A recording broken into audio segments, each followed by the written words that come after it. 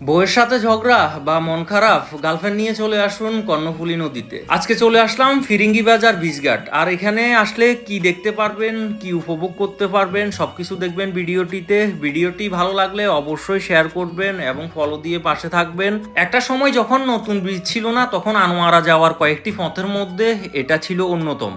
But বর্তমান সময়ে নতুন ব্রিজ হওয়াতে এই ঘাটের জনপ্রিয়তা দিন দিন কমতেছে।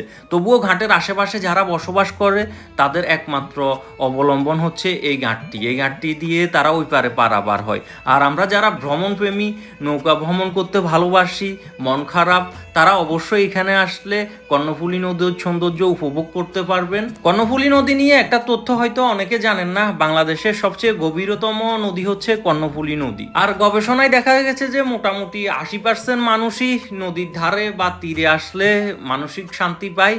তাই অবশ্যই মন খারাপ থাকলে এরকম সুন্দর পরিবেশে চলে আসবেন। নদী ভ্রমণ না করলেও এর আশেপাশে সুন্দর যে জায়গাগুলো আছে ওগুলো উপভোগ করতে পারবেন। পাশে একটা বিশাল মাঠ আছে, ওইখানে বসে আড্ডা দিতে পারবেন। অসংখ্য মানুষ আসে।